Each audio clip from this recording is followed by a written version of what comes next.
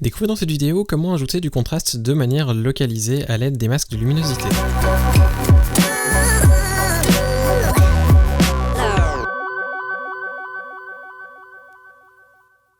Salut, je m'appelle Quentin Descaillets, vous pouvez retrouver mon travail sur quentindescaillets.com ou sur facebook.com/quentindescaillets. Dans cette vidéo, je vais vous montrer une technique qui va vous permettre d'ajouter de la netteté ou accentuer le contraste de manière localisée afin de donner une impression de netteté à votre image, et cela de manière localisée à l'aide des masques de luminosité. Les masques de luminosité, c'est comme leur nom l'indique, des masques, mais qui vont s'appliquer en fonction de la luminosité d'une image, c'est-à-dire qu'on pourra ainsi cibler une zone claire, une zone moyenne ou alors les tons foncés en fonction de ce que l'on souhaite et ajuster plus ou moins la quantité que l'on souhaite afficher au travers du masque.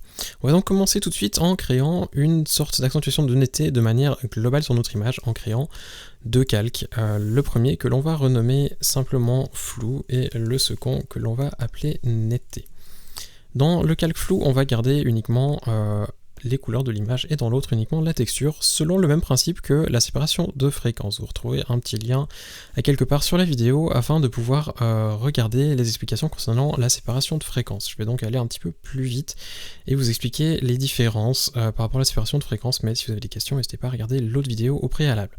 On va se rendre donc dans filtre, flou de surface en étant sur notre flou avec la netteté désactivée afin de voir ce que l'on fait. On emploie le flou de surface simplement pour que la netteté soit un petit peu moins, on va dire, sale sur notre image. Si on employait uniquement un pinceau ou un flou gaussien, on se retrouverait avec un halo autour des rayons un petit peu plus larges de notre image. On va donc employer le flou de surface pour avoir une netteté un petit peu plus propre et qui ne va pas nous faire des halos bizarres sur certaines zones. Pour ce faire, on va ajuster le rayon en ayant le seuil au maximum. Si on a le seuil à 255, on va pouvoir travailler avec le rayon comme si c'était un flou gaussien. Et ce que l'on va chercher, c'est un rayon qui va en fait flouter juste la zone que l'on souhaite accentuer. Donc celle que j'entoure depuis tout à l'heure, donc la zone claire qui se trouve juste ici dans mon cas. Je vais ensuite revenir avec les niveaux, donc le seuil, redescendre dans les niveaux jusqu'à ce que gentiment la texture ressorte. On voit que dans les yeux, ça commence à être le cas.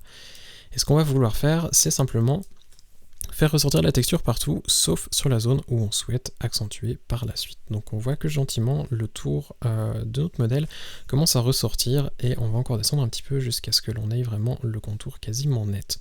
On voit que là on commence à avoir l'œil qui est net, mais là on garde quand même la texture masquée par le flou. Je vais remonter un petit peu à 17 et valider tout ça.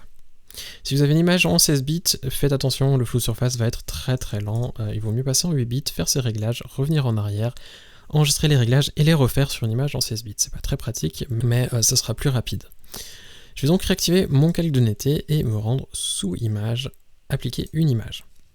Donc le même principe que pour la séparation de fréquence, on a de nouveau deux opérations ici, donc parmi lesquelles on aura le choix.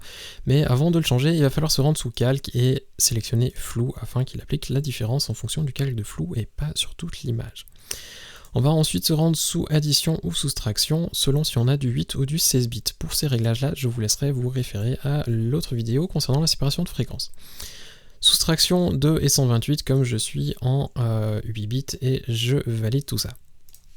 Je vais ensuite supprimer mon calque de flou et on garde uniquement le calque de netteté. Alors on voit qu'actuellement on a quelque chose de gris et si on zoome on voit qu'effectivement il y a un petit peu de détail. Donc ce que l'on va faire c'est le passer en lumière linéaire.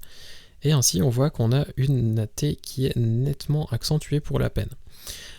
Vous avez plusieurs possibilités dans le mode de fusion. Je l'ai mis en lumière linéaire, c'est le plus dur, c'est celui qui va vous faire ressortir le plus de texture. Vous avez aussi lumière vive qui va faire presque pareil, mais un petit peu moins. Vous avez l'incrustation qui va être un petit peu plus léger, et enfin lumière tamisée qui va être beaucoup plus doux. Vous pouvez vraiment choisir celui qui convient le mieux. Je vais le laisser en lumière linéaire pour vous montrer vraiment le rendu au maximum, mais c'est pas ce que je ferai en réalité. La plupart du temps, j'ai plutôt tendance à employer l'incrustation, ou alors, si je le garde en lumière linéaire, je vais baisser l'opacité passablement. On va maintenant créer notre calque, plutôt notre masque de luminosité. Il y a plusieurs moyens pour ce faire, celui que je vais vous présenter aujourd'hui va être le plus rapide et le plus simple, et en plus il reste gratuit parce que certains vont utiliser des actions ou des panneaux qui peuvent être payants.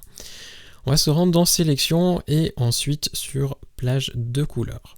On a plusieurs petites choses qui se passent sur notre fenêtre. La première, c'est la sélection, et on va pouvoir aller sélectionner si on veut les tons clairs, les tons moyens ou les tons foncés. Pour notre image, on va vouloir accentuer la netteté dans les tons clairs. Donc je vais cliquer sur tons clairs, Et à ce moment-là, on a la tolérance et la gamme qui sont maintenant activées.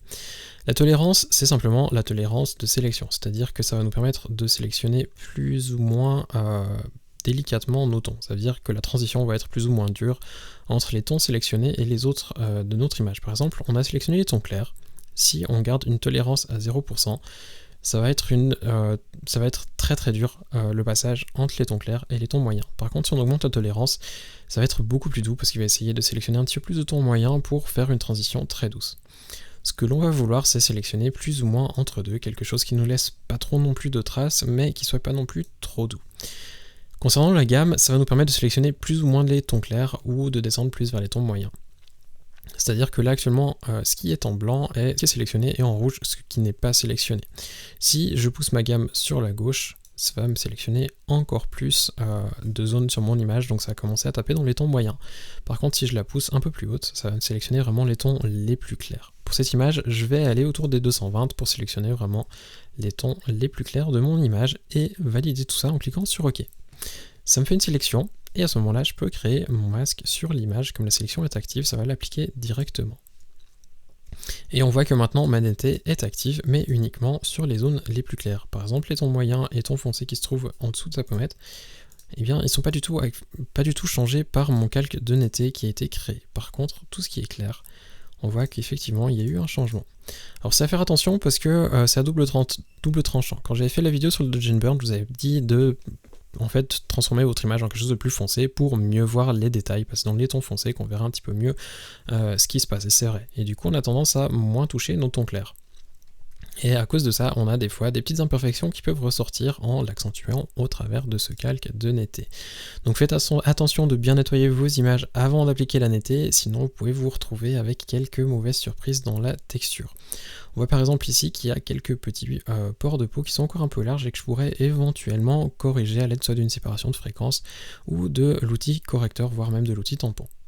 Quoi qu'il en soit, c'est le principe de cette technique-là, il vaut mieux le faire donc sur une image qui est relativement propre. Vous pouvez même créer une action pour que ça accélère un petit peu le processus, et ça marche plutôt bien de rajouter de la netteté de manière locale. Vous pouvez ensuite refaire le même processus pour les tons moyens et les tons foncés pour ajuster de manière indépendante la netteté dans ces trois zones-là.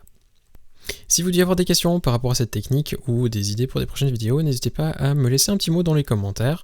Et puis en attendant, je vous souhaite une très belle journée. À bientôt!